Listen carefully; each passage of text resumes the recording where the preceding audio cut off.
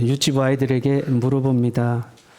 얘들아, 예수님 어디 계셔? 그러면 아이들이 내 마음속에요 라고 대답합니다. 아동부 아이들이나 중고등부 아이들에게 물어봅니다. 물론 이제 고등부쯤 되면 대답 안 하는 애들도 있어요. 아이들에게 물어봅니다. 얘들아, 예수님 어디 계셔? 그럼 뭐라 그럴까요? 내 마음속에 계셔요 라고 이야기합니다. 제가 여러분에게 물어봅니다. 여러분, 예수님 어디 계시죠? 아니, 앞에 답을 다 알려주고 이야기하는데 다시 물어봅니다. 예수님 어디 계시죠? 주님이 우리 안에 내 마음속에 거하시는 것은 하나님의 오랜 계획이었습니다.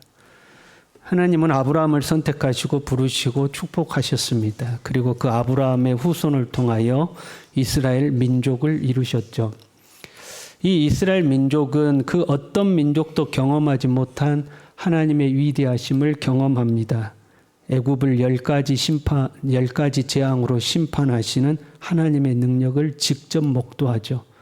그리고 홍해를 가르시는 하나님, 광야에서 만나를 먹이신 하나님, 반석에서 물이 나게 하신 하나님, 불기둥과 구름기둥으로 인도하시는 하나님, 이스라엘과 함께 하신 하나님을 몸소 경험합니다. 이 지구상에 존재했던 어떤 민족, 어떤 사람도 이스라엘과 같은 하나님에 대한 경험은 없습니다.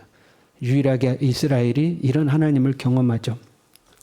그리고 하나님은 그 이스라엘을 시내산으로 데려가셔서 묻습니다. 내가 너희 하나님이 되고 너희는 내 백성이 되겠냐? 마다하겠어요. 이 위대하신 하나님인데 예, 저희가 그렇게 하겠습니다 하고 하나님과 언약을 맺습니다. 하나님의 백성이 된 이스라엘에게 하나님께서는 계명을 주십니다. 너희가 이제 내 백성이 되었으니 이렇게 살아야 한다 하는 내용이 이게 계명입니다. 이스라엘 백성들이 처음에는 하나님의 계명대로 좀 산 듯 했어요. 그러나 시간이 지날수록 자꾸 계명에서 벗어납니다. 그때마다 하나님은 선지자를 보내셔서 타일렀습니다.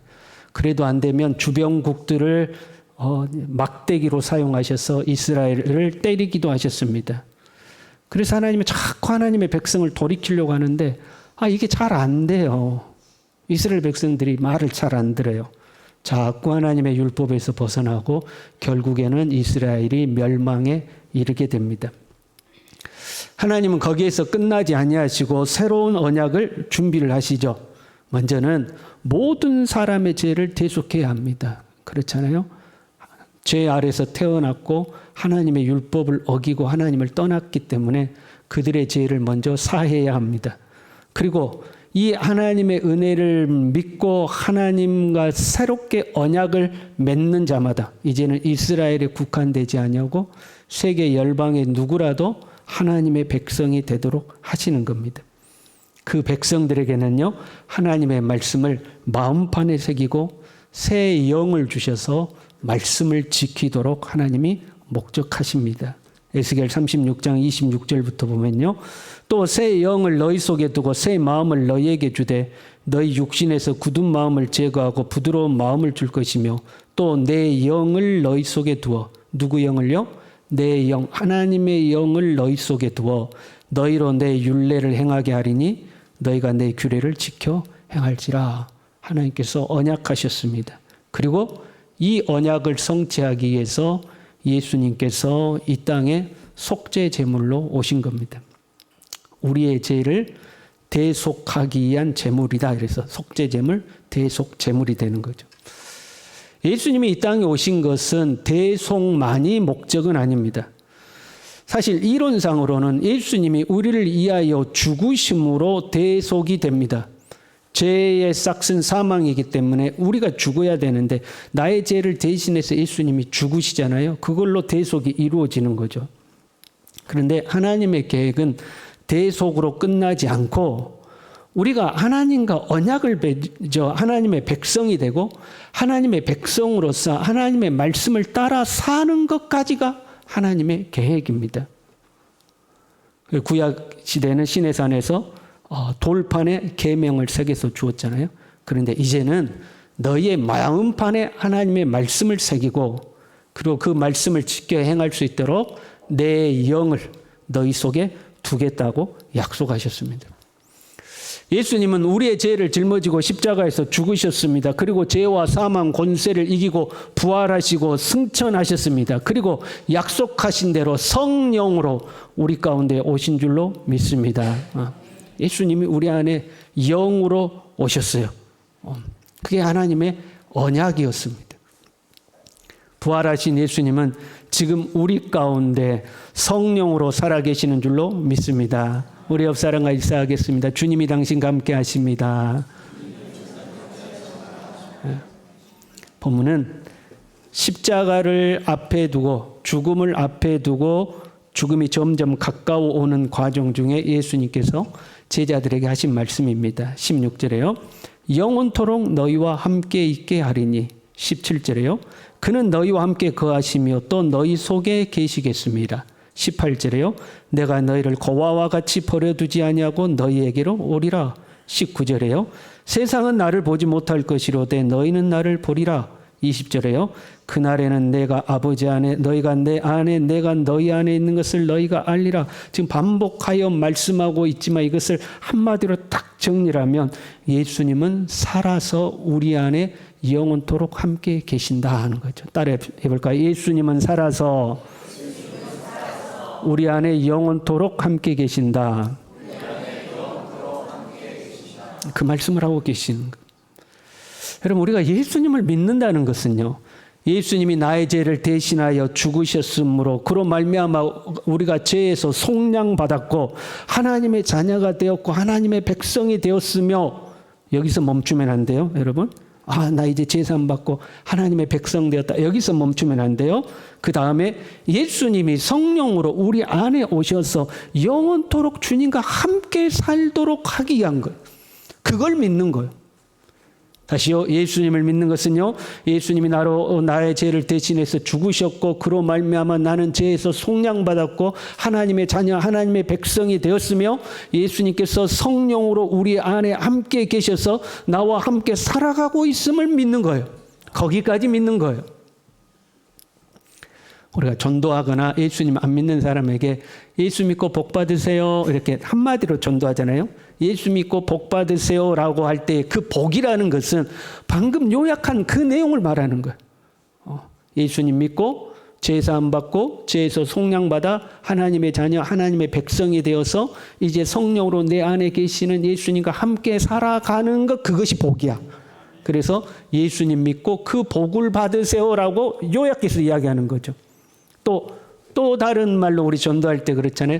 예수 믿고 천국 가세요. 그래, 예수 믿고 천국 가세요. 그것도 마찬가지예요.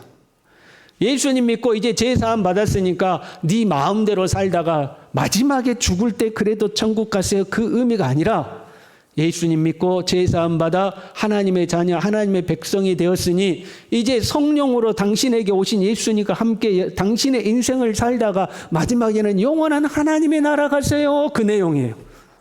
그 중간을 생략해버리면 안 되는 거죠. 우리는 하나님의 백성이 된 줄로 믿습니다. 새 마음으로 새 영을 따라 주님의 말씀을 지키는 사람이 됐다, 그런 의미예요. 본문에도요, 15절에요. 너희가 나를 사랑하면 나의 계명을 지키리라. 그리고 그 중간에 말씀할까? 내가 너희와 함께 있겠다. 다시 오겠다. 너희 속에 오겠다. 영원토록 함께 하겠다. 쭉 하시고 다시 21절에요. 나의 계명을 지키는 자라야 나를 사랑하는 자니. 앞뒤를 나의 계명을 지킨다는 말씀을 두죠. 이게 핵심이에요. 어떻게 주님의 계명을 지킨다? 내가 너희와 함께 있겠다. 내가 너희에게 다시 오겠다. 너희가 너희와 동행하겠다. 영원토록 함께 하겠다. 그래서 말씀을 지키게 하겠다. 그런 의미가 되는 거죠. 예수님을 믿는 사람, 예수님과 함께하는 사람은 예수님의 계명을 지킨다 하는 말씀이죠. 오늘은 부활주일입니다. 우리 예수님께서 사망 권세를 이기시고 부활하신 줄로 믿습니다. 그 주님 어디에 계셔요? 그 주님 어디 계셔요? 옆 사람에게 물어보겠습니다. 진짜입니까? 여러분, 진짜로 여러분 마음속에 주님이 계십니까? 내 속에 계신다고 지적으로 알고 있는 겁니까? 정말로 내 속에 계시는 주님과 함께 사는 겁니까? 요한계시록 3장 20절에요. 볼지어다 내가 문 밖에 서서 두드리노니 누구든지 내 음성을 듣고 문을 열면 내가 그에게로 들어가 그로 더불어 먹고 그는 나와 더불어 먹으리라. 이게 주님과 함께 사는 거예요. 같이 먹고 산다는 거예요. 그는 나로 더불어 먹고 나는 그와 더불어 먹으리라. 같이 주님과 먹고 산다는 거예요. 여러분 주님과 같이 먹고 살고 계십니까? 아멘 소리가 이제 점점 적어지는 것 같아요. 여러분 생각에 저 김동훈 목사 저는요 철저한 사람인 것 같습니까? 허술한 사람인 것 같습니까? 대답 좀 잘해 주세요. 이왕이면 좋은 거 선택해 주세요. 철저한 것 같습니까? 허술한 것 같습니까? 고지식합니까? 유도리가 좀 있는 편입니까?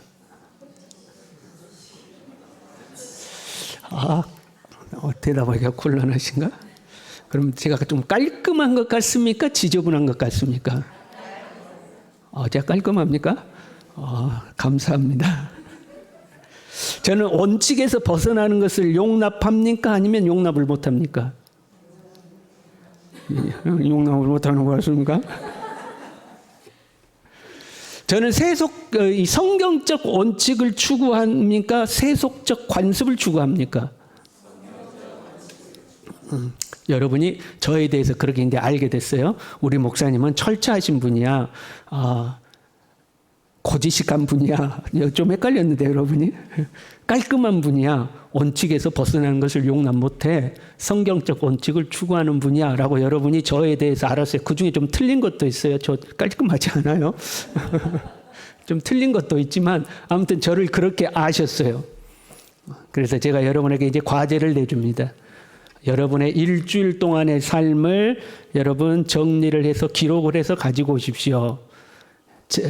김동훈 목사가 보기에 옳지 않다고 생각되는 삶은 정리를 해서 그런 습관들은 버리시고 올바른 삶으로 살아가는 훈련을 하는 거니까 그렇게 사시고 노트에 정리를 해 오십시오라고 제가 숙제를 내줬어요. 그러면 여러분 일주일 동안 어떻게 사시겠어요?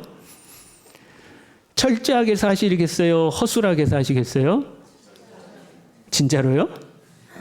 이거 목사님한테 숙제 내야 되니까 철저하게. 여러분 정말 그렇게 사실 거예요? 깔끔하게 사시겠어요? 지저분하게 사시겠어요?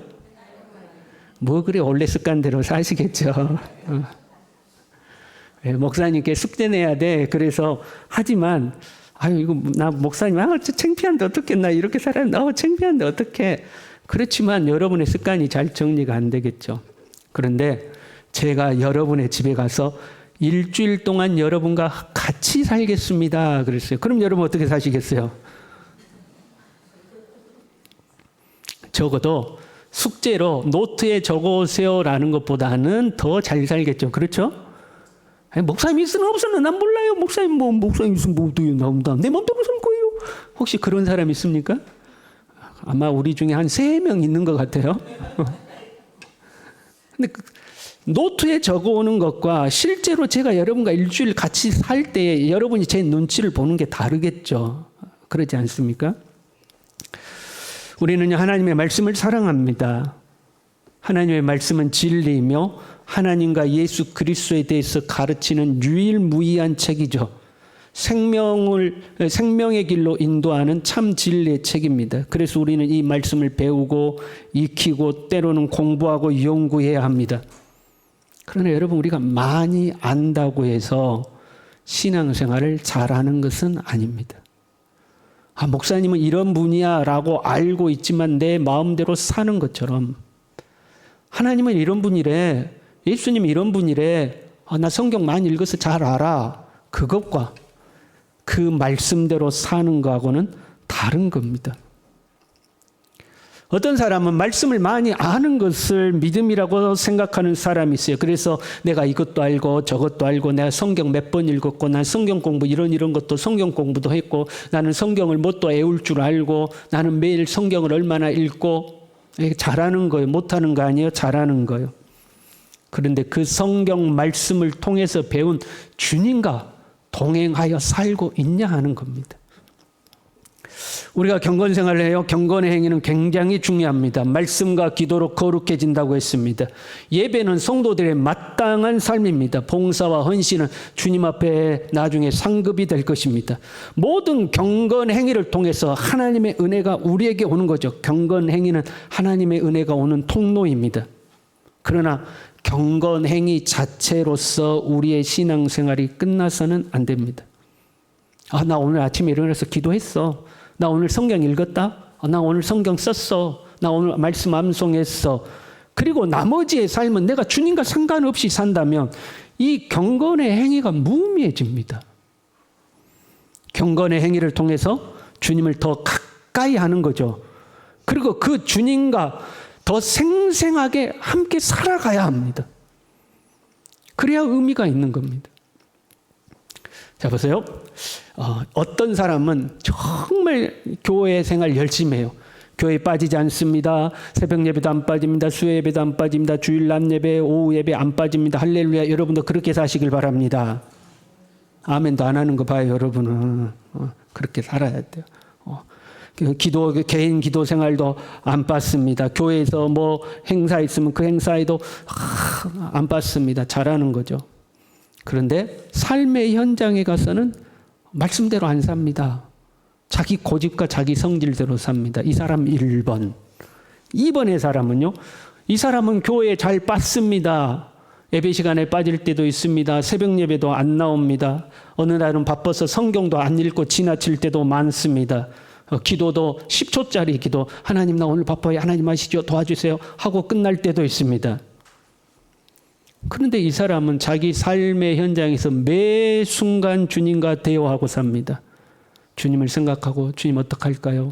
주님 어떡하면 좋아요? 하고 주님과 대화하고 삽니다. 이 사람 2번. 여러분 1번이 낫습니까? 2번이 낫습니까? 어렵습니까? 여러분 1번이 낫습니까? 2번이 낫습니까? 다시 정리해드려요. 1번은 교회 생활은 열심히 하는데 삶의 현장에 가서는 자기 마음대로 삽니다. 2번은 교회 생활은 열심히 안 하는 것 같은데 삶의 현장에 가서는 주님 말씀대로 삽니다. 1번이 낫습니까? 2번이 낫습니까? 여러분은 몇 번입니까? 한국갤럽에서요. 종교 인구 분포와 현황이라는 조사를 했어요. 거기 항목 중에 비종교인의 호감 종교에 대한 조사가 있습니다. 교회 종교가 없는 사람들에게 당신은 어느 종교를 선호합니까? 라고 물어본 거죠. 67%가 나는 호감 종교가 없다 그랬습니다. 종교에 관심이 없다는 거예요. 요즘 사람들은. 뭐 교회든지 절이든지 나는 관심 없다 하는 사람이 67%였습니다. 그 다음에 불교 15%, 천주교 11%, 개신교 몇 프로였을까요? 불교 15%, 천주교 11%, 개신교 몇 프로? 개신교 6%였습니다. 우리 교회에 관심이 없다는, 호감이 없다는 거죠. 기독교 윤리실천위원회에서 한국교회 사회적 신뢰도 조사라는 것을 했습니다. 사람들에게 물어보는 거죠. 당신 한국교회를 신뢰합니까? 신뢰하지 않습니까? 물어봤더니 한국교회를 신뢰한다 19%, 신뢰하지 않는다 75.4%입니다. 교회 다니는 사람들 나 못 믿어 그 말이에요. 교회 다니는 사람들 못 믿어. 그런 말이죠. 물론 악의적인 사람도 있어요. 무조건 교회 싫어하는 사람도 있어요. 그러나 우리가 허투루 볼 상황은 아닙니다. 여러분 무엇이 문제일까요?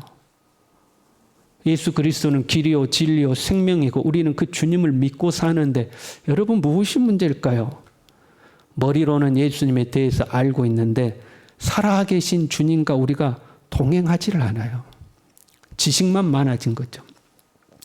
제가 이렇게 우리가 유튜브를 딱 컴퓨터로 딱 띄우면 이렇게 여러 화면들이 이렇게 착착착 뜨잖아요.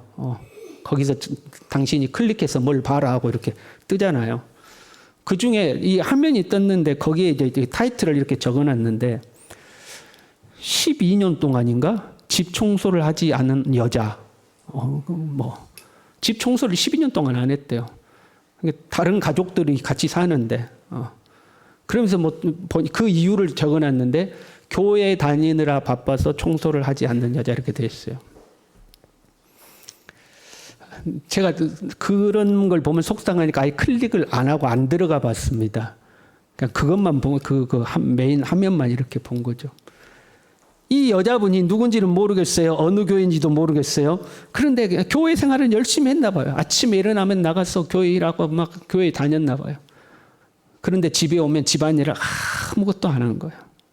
집이 난장판이야. 메인 화면 하나 떴는데 보니까 집이 난장판이야. 여러분, 이런 모습을 보고 우리 주님이 기뻐하실까요?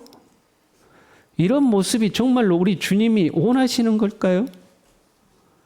정말 그 사람 안에 부활하신 예수님이 살아 계신다면 뭐라고 하실까요?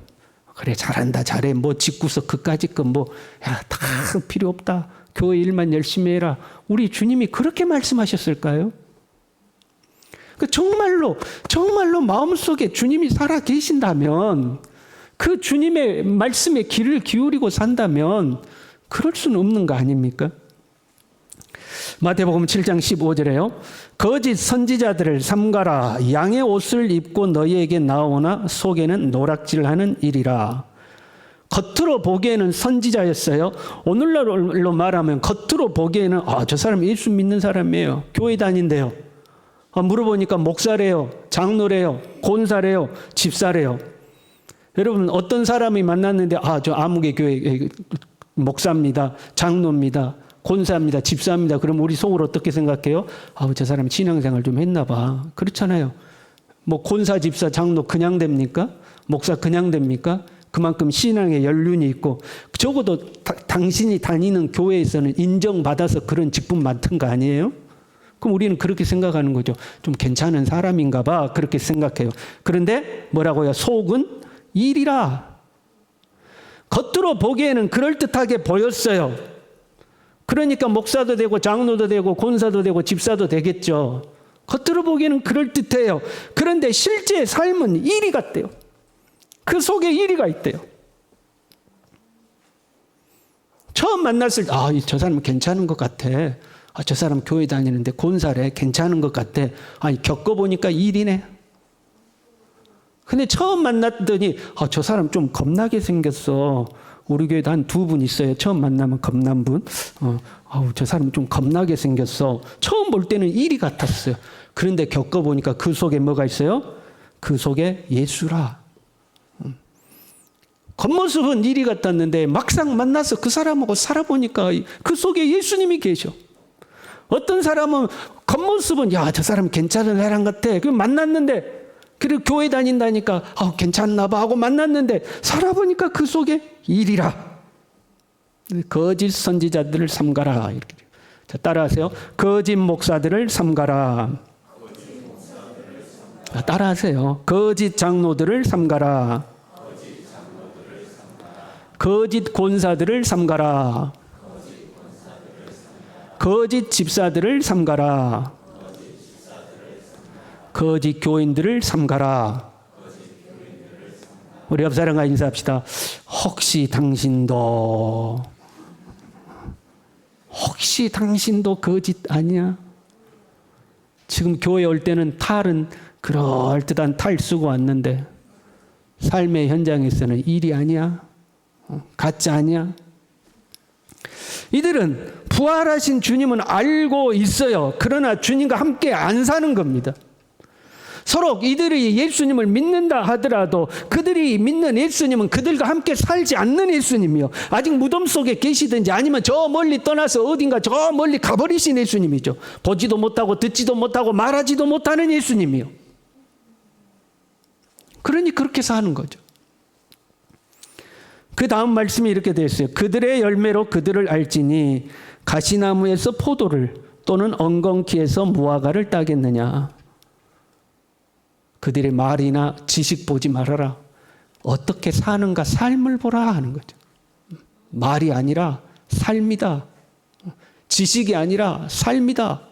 진짜 예수 그리스도를 믿고 부활하신 주님이 영으로 그 속에 계셔서 그와 더불어 먹고 예수님과 더불어 함께 사는 사람은 그의 계명을 지키고 산다.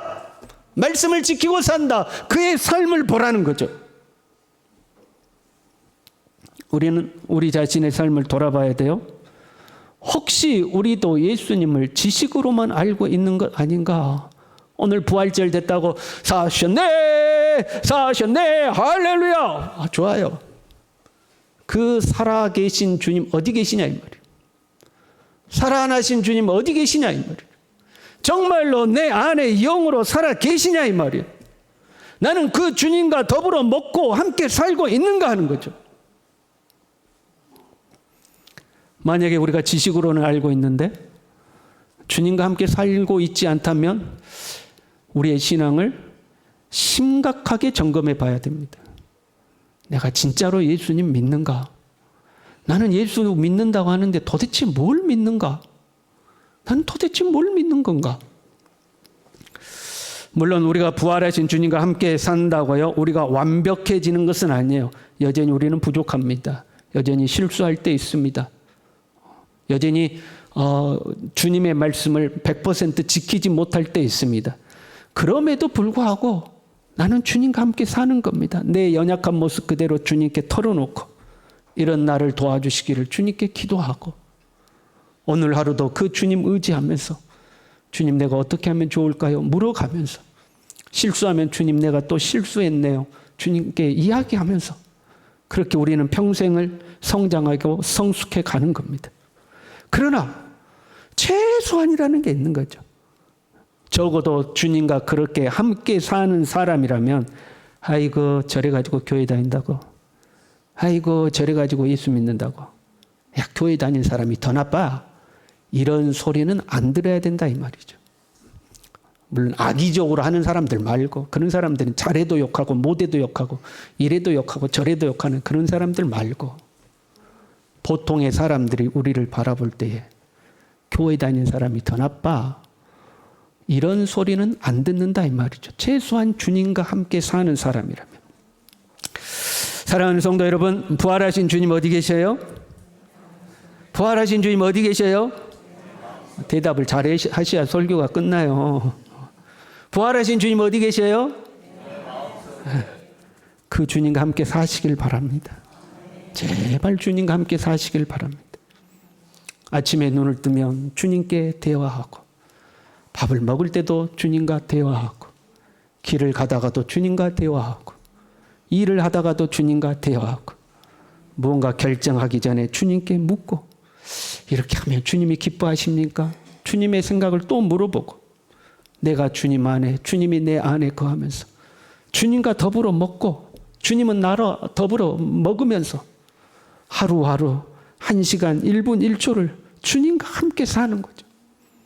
그때 우리는 여전히 부족하고 연약하나 주님이 우리를 가르치시고 지도하셔서 주님의 길, 생명의 길, 진리의 길로 우리를 한 걸음 한 걸음 이끌어 가실 줄로 믿습니다. 우리 함께 찬양하겠습니다.